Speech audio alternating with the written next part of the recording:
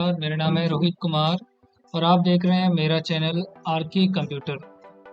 और मैं बताने वाला हूं आप लोगों को कंप्यूटर फंडामेंटल के बारे में कि कल इससे पहले जो वीडियो मैंने डाला हुआ था उसमें मैंने बताया था कि सबसे ज़्यादा इम्पोर्टेंट होता है कंप्यूटर में कंप्यूटर का fundamental.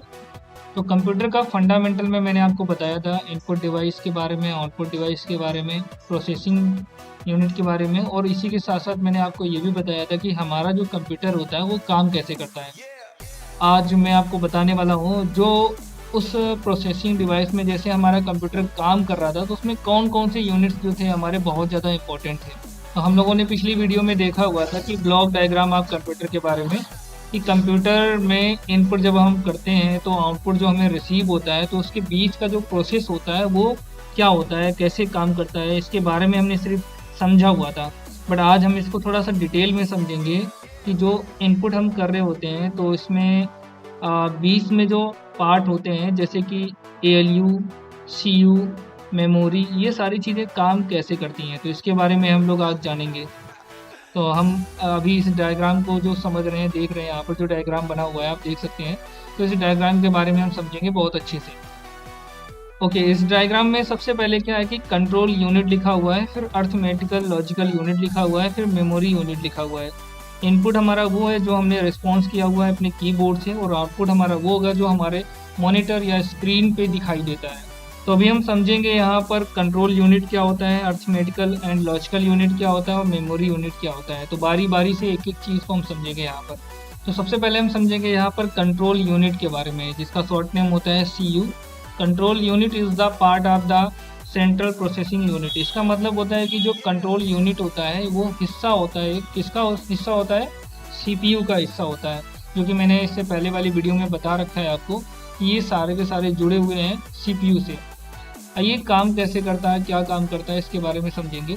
Control unit reads every instructions given by the input device.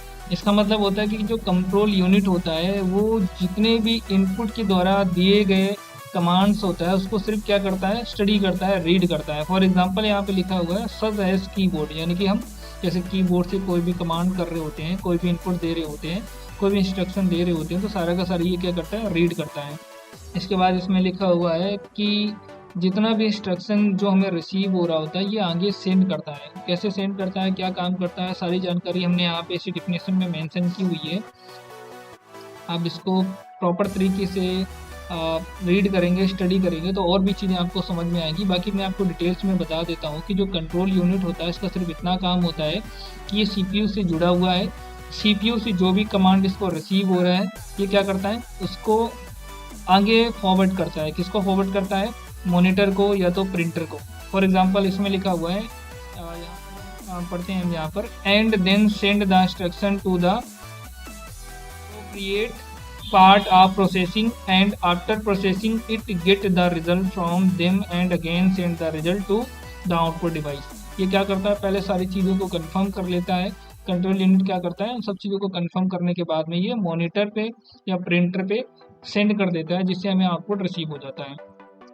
Next हमारा है अर्थमेटिकल लॉजिकल यूनिट, जिसके बारे में हम लोगों ने पिछले वीडियो में समझा हुआ था कि ALU का फुल फॉर्म होता है अर्थमेटिकल लॉजिकल यूनिट।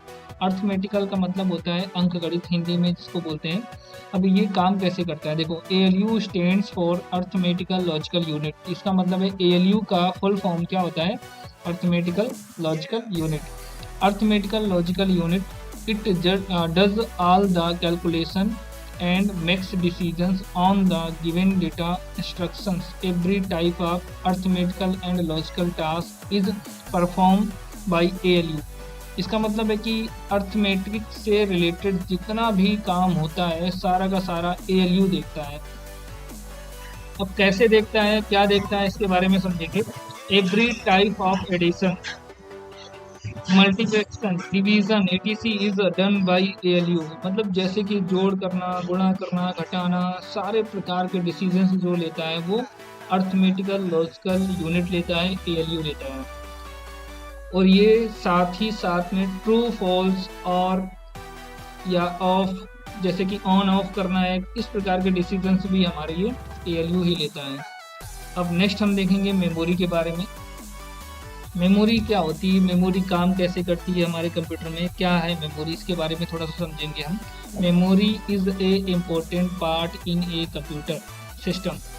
मेमोरी जो होता है कंप्यूटर सिस्टम का बहुत ही महत्वपूर्ण पार्ट है। Data and program are stored in memory before any operational.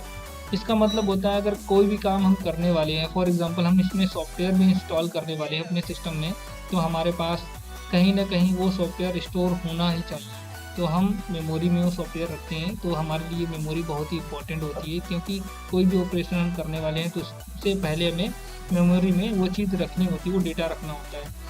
आगे क्या लिखा हुआ है, input device send data and instruction to CPU. ये क्या करता है, इनपुट डिवाइस हमारा जो है डेटा को सेंड करता है इंस्ट्रक्शन के जरिए सीपीयू को, which are first store in memory and they proceed by the control unit. इसके बाद क्या होता है, कंट्रोल यूनिट क्या करता है, इसको प्रोसीड करता है, इसको कंफर्म करता है कि ये हमें कहाँ पर रिसीव हो रहा है, कैसे रिसीव हो रहा है और कहाँ पर क्या इसके साथ में कमांड करना है। फॉर एग्जांपल मुझे कोई भी सॉफ्टवेयर इंस्टॉल करना है तो पहले वो मेमोरी में होना चाहिए, इसके बाद में सीपीयू क्या करता है, उसको इंस्टॉल करने को प्रोसेस करता है, उसे कंट्रोल करना। इसके बाद हम देखेंगे मेमोरी जो होती है हमारे पास में कोई सिंगल मेमोरी नहीं होती, मेमोरी में भी बहुत सारे टाइप्स होते हैं, बहुत सारे पार्ट्स होते हैं। तो हम समझेंगे किस टाइप्स के क्या पार्ट्स होते हैं, इसके बारे में थोड़ा समझते हैं। ओके, जहाँ पर स्ट्रक्चर ऑफ मेमोरी है, जहाँ पर हम समझ सकते हैं कि जो मेमोरी होती है ये दो प्रकार की होती है। एक होती है इंटरनल मेमोरी, दूसरी होती है एक्सटर्नल मेमोरी।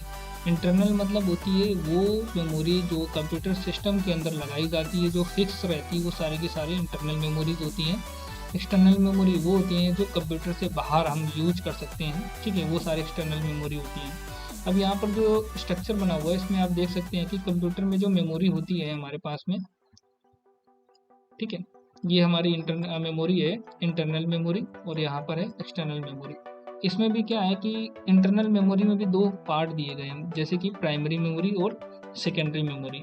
तो प्राइमरी मेमोरी कौन सी होती है, रैम और रोम। ये मेमोरी वो मेमोरी होती हैं जिसको हम प्राइमरी मेमोरी कहते हैं। सेकेंडरी मेमोरी कौन सी होती है, हार्ड डिस्क। हार्ड डिस्क के साथ साथ में एसएसडी भी जो है हमारी सेकेंडरी मेमोरी में आती है, ठीक है। सेकेंडरी मेमोरी एक्सटर्नल मेमोरी में कौन सी होती है, तो ये एक्सटर्नल मेमोरी हमारी है।